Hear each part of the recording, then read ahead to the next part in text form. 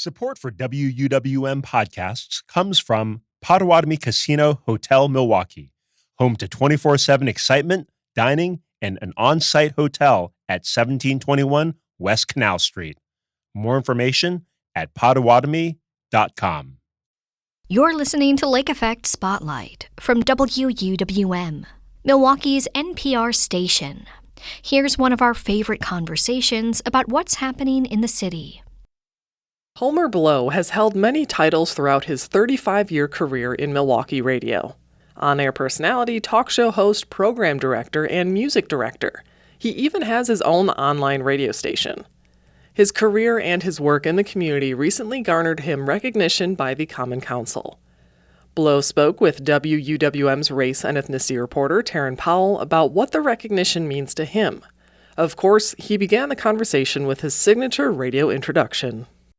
The legendary Homer Blow. How does it feel to get that honor? It's humbling. You know, I'm a very humble person.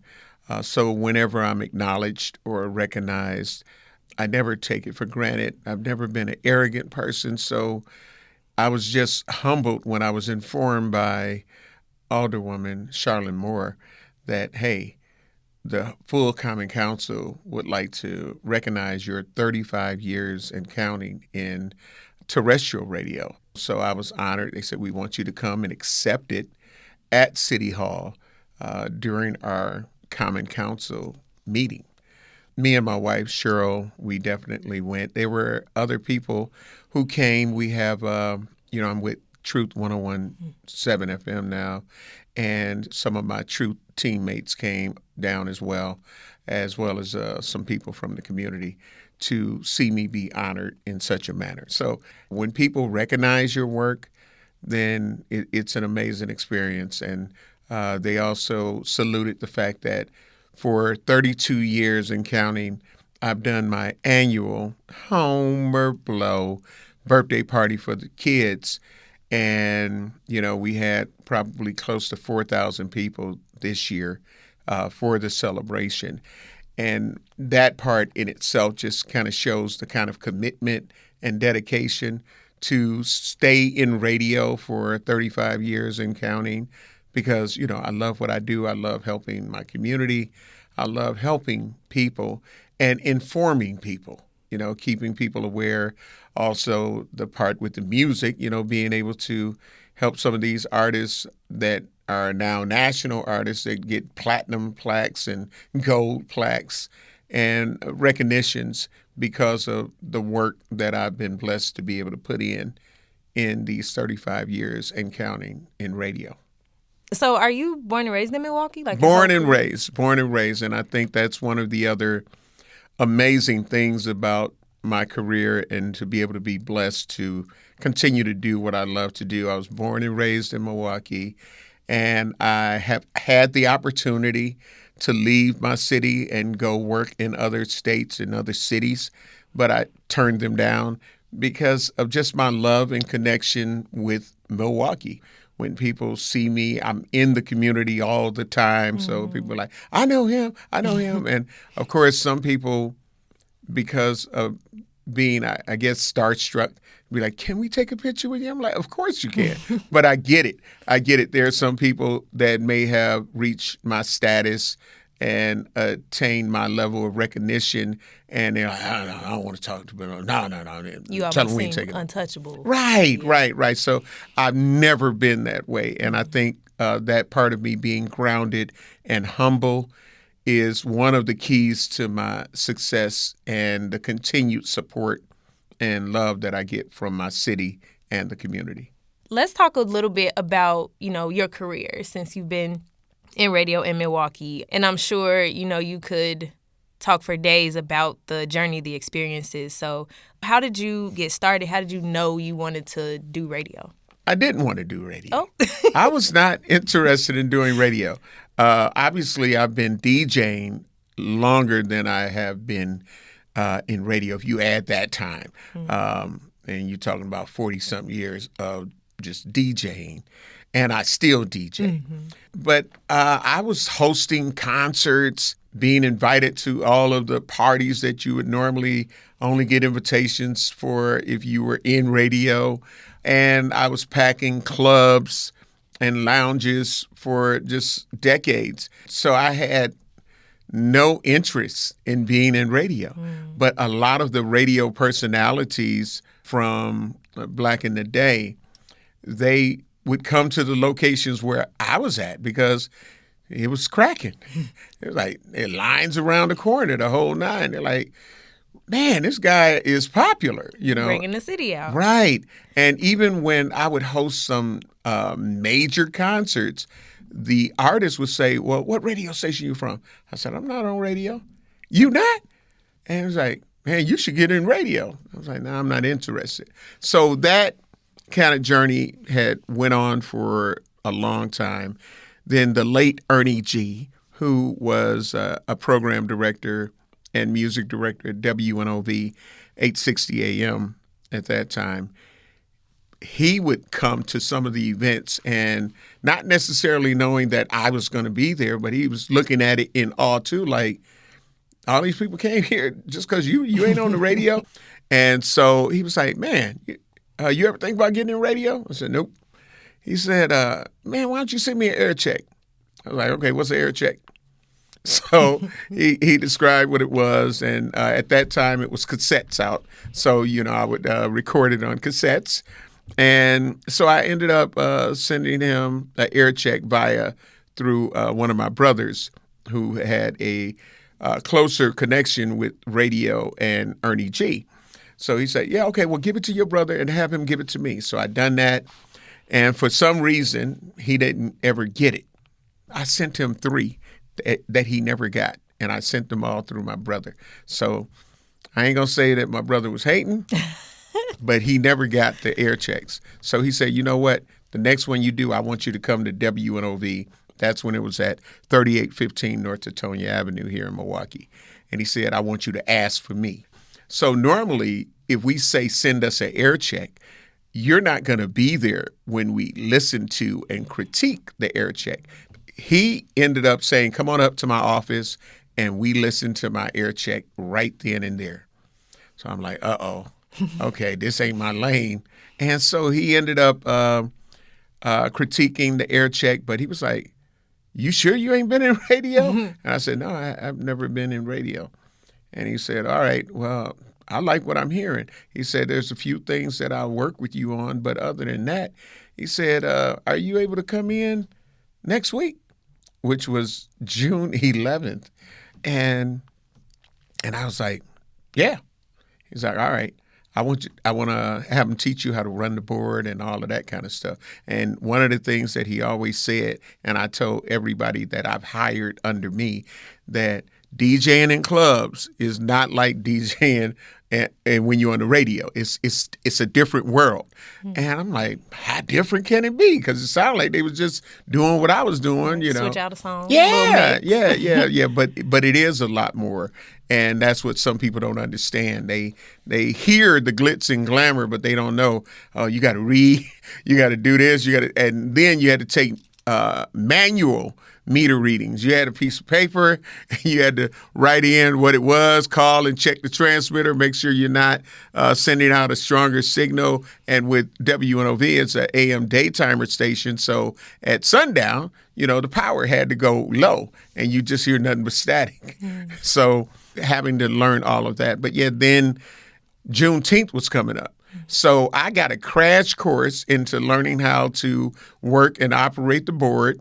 I wasn't able to say nothing, but I learned the board. And then on Juneteenth, I had to fly solo because WNOV was in the parade and we always had a booth down at Juneteenth. So I had to take the calls from the on-air personalities checking in while they're in the parade. And once they get down to Juneteenth, calling in at certain times and talking about what's going on, interviewing people. And so that was my job. But June 11th, I ended up entering into the world of radio.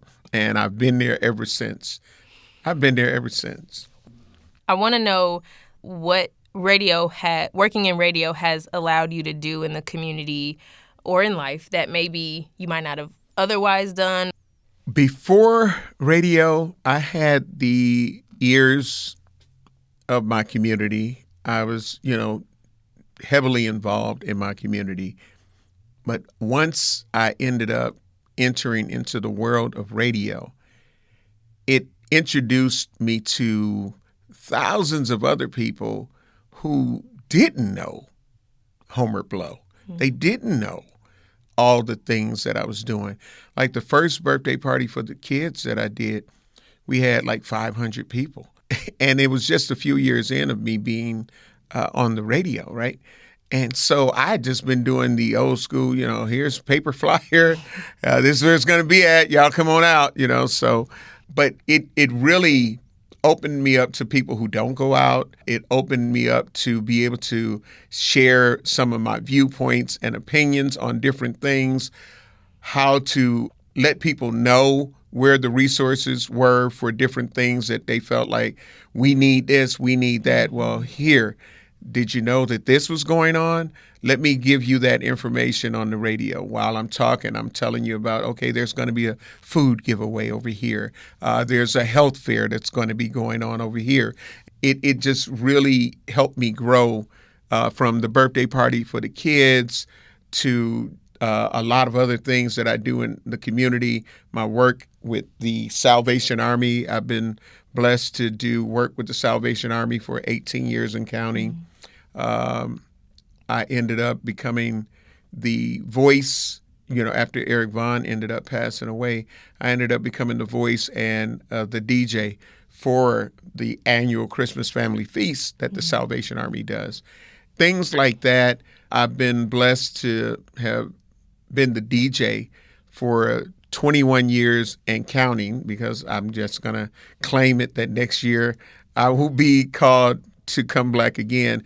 There's been 21 years that there's been an annual daddy-daughter dance. I've been blessed to be the DJ for all of the years of the annual daddy-daughter dance. But just to really make people aware of the things that are out there, the things that can help our community, just to be able to reach out to those people. And for me, it's like, okay, that's just what I do. But for those people who listen to you, those people who have met you, it means more than you ever know. That's a power that I don't take lightly. I was going to ask as well. Every time the word black comes up, you say black. Tell me more. Why is that? It's a question that is always asked of me. And it's because I'm proud of who I am. I'm proud of my heritage. So instead of saying the word B-A-C-K, I started saying, I'll be black. We'll be black after we take care of this, and we got this. And, I remember black when I lived over here, but it's just when people hear it, they have to take a second, like, hold on, did I just hear that? Hold on, did he just say black instead of B-A-C-K? Yeah, the first time I was like, was that a slip up? But then it kept happening. I'm like, okay, this is intentional. Yeah, it's intentional. It's intentional because, like I say, we have people that hide from who they are. And in radio, there's, and TV, there's a such term as gray. So it's like, is they black or white? You can't tell. You know what I mean? But I'm intentional with knowing that I'm a proud black man, and I don't care where I'm at. I can be introducing the mayor. I can be speaking at some $1,000 a plate event. When I'm up there speaking, I'm still going to say black. Even in radio now, with commercials, I'll be like, look, I'm not saying it. So now if you want me to cut it, just understand I'm going to say black if that word comes up. Yeah. Look, you didn't even say, you spelled it. Right. You not saying yeah. So, but yeah, and again, I say it so much, and I've been saying it for a couple of decades now, but that there are people who have started to say it because they hear me so much. When people hear me, they be like, we'll be black, because when they see me, that's like they can't wait to say it to me in that form. Like, yeah. So it was just me wanting to show that I'm proud of who I am. I'm not ashamed of who I am. You don't have to guess if I'm black or not. Yes, I'm black. I'm black. You sound so professional. I can do many things, but I'm black. One of the things you also said as we were talking was just like 35 years and counting. Mm-hmm. So I had a question about like how much longer you think you got in the game, but clearly you going until you can't go. Yeah, and I feel like this about it. If I was in the way, that would be one thing, but I'm not in the way. I crave to have new talent. The proof is in my career that I brought in people in radio that it was not their intention to be in radio, but I saw or heard something in them. So I've given a lot of people over the decades of my career, gave a lot of young people opportunity to get into radio and to become radio personalities, mix show DJs, voiceover talent, producers, board ops, and all of that. So I'm not afraid of that.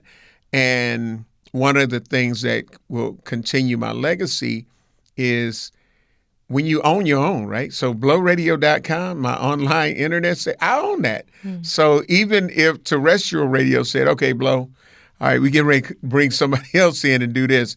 Okay, I got that knowledge and information to whereas I, keep it fresh, keep people interested, not locked down to just one genre of music. I got a variety, and that's why my slogan for blowradio.com is we've got it all. I want to allow some space for you to share any final thoughts you might have. Learn how important it is to love yourself first.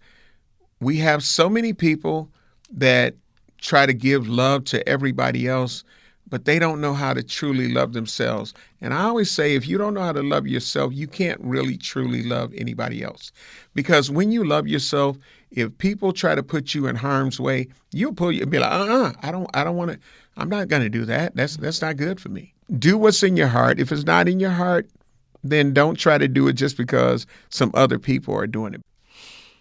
Well, folks, that has been the legendary Homer Blow. Good job. Good job. Good job. Yes. All right. I feel good. That There made you me go. happy. Yeah, good job. You know how many people try and don't succeed? I'll be like, nah, not so much. Shout out to me. Yes. Yes, amazing. Thank you so much, Homer. Thank you for, again, inviting me here. I was honored and humbled to accept, and here we are.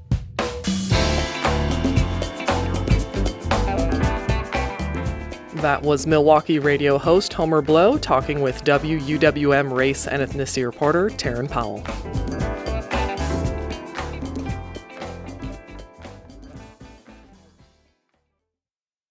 That was the Lake Effect Spotlight podcast. It comes from your local NPR station, WUWM. Subscribe to the Lake Effect Spotlight podcast to hear more great stories about Milwaukee.